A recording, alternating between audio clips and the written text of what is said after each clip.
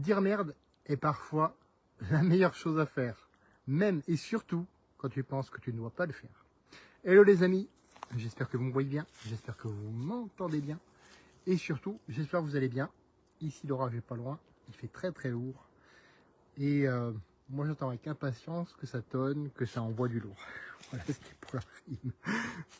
Donc, à un moment donné, on va dire tu arrives à saturation, niveau stress, tu te dis... ok, comment je vais faire, comment je vais faire.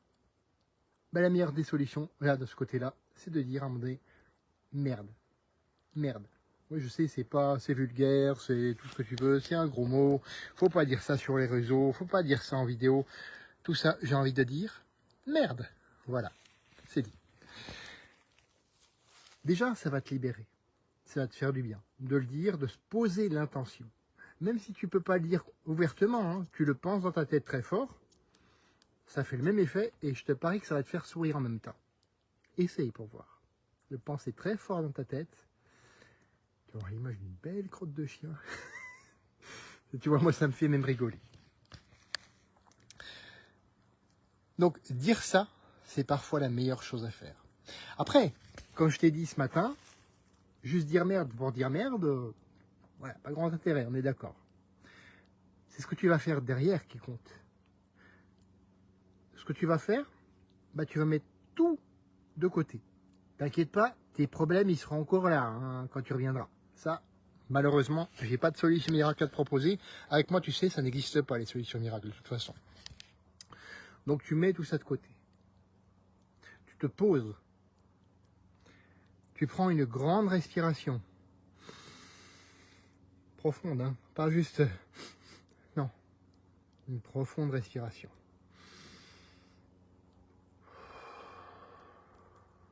Et tu souffles. Tranquille. Autant de fois qu'il le faut.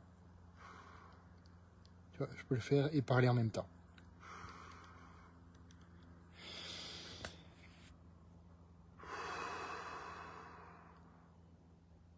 Rien que ça va déjà jouer sur ton système sympathique, ça va le faire un petit peu baisser en régime, et au contraire solliciter plus ton parasympathique. Le système qui va t'aider à te relaxer. Une fois que tu as fait ça, bah, tu peux faire comme moi, là, hein. Tu vas marcher, tu te trouves un petit coin ouvert, là, sympa. Tu vois, on est plutôt pas mal ici. Hein. Ah oui, on est plutôt pas mal. Tu trouves un coin ouvert, et tu prends, j'ai encore été vulgaire, hein, je suis désolé, tu prends ce putain de temps pour toi. Tu prends ce putain de temps pour toi. Oui, mais il y a de ceci, il y a le boss qui veut que je fasse ceci, il y a il y a les enfants qui ceci, il y a le chat, le chien. Oui, ok, j'ai compris. Ouais, on a tous des obligations. Mais ces obligations-là, rien ne t'empêche, pour un temps dans la journée, pour 5 minutes, 10 minutes, ou plus si affinité, de les mettre de côté. Rien ne t'en empêche. Rien ne t'en empêche. Tu mets ça de côté, t'appelles une nounou, t'appelles voisin, voisine, ou peu importe. Hein. Et tu prends ce temps pour toi. Crois-moi, c'est important. Crois-moi, ça peut te sauver. Bon, pour moi, effectivement, là-dessus, tu vas dire c'est plus facile pour toi et tu auras raison là-dessus parce que je n'ai pas d'enfant. Donc, de ce côté-là, oui, ça peut être plus facile pour moi. Mais j'ai quand même 2 activités professionnelles et parfois des mauvaises nouvelles qui nous arrivent, des meilleures aussi. Hein. J'ai eu les deux, tout simplement. Et parfois, même les bonnes nouvelles peuvent te stresser. Tu te dis, ah oui, c'est génial. Mais par contre, ça va me donner plus de travail, donc il va falloir que je sois au taquet. Et, et tu mets comme ça du stress, tu vois. C'est du bon stress, on est d'accord. C'est du stress qui peut te faire avancer, que ce soit dans ta carrière, que ce soit dans toute autre activité. Hein. Tout ça, ça peut te faire avancer. Mais ça peut aussi te freiner quand c'est en trop grande quantité. Et surtout quand c'est tout en même temps. Et je sais pas si tu as entendu parler de la loi de l'emmerdement maximum. c'est en fait, tu as une tuile qui t'arrive, et puis tu as tout le toit qui suit. Ça te tombe comme ça dessus. Et oui, parce que ça m'arrive aussi. Ça m'est arrivé tout à l'heure en rentrant, enfin avant de rentrer au boulot, où là je me suis dit, ah ouais, il est quand même temps que j'arrête là, effectivement, parce qu'il m'arrive plein de trucs. Genre des trucs qui tombent par terre tout seul, tu frôles à peine un truc, ça se casse la figure. Ouais, donc là tu te dis, ouais. Ou les bretelles que tu mets pour essayer qui... Je sais pas si ça t'est déjà arrivé, mais effectivement, quand ça arrive comme ça par série, la loi des séries, hein, là c'est signe qu'il est temps de dire merde et de te poser aussi.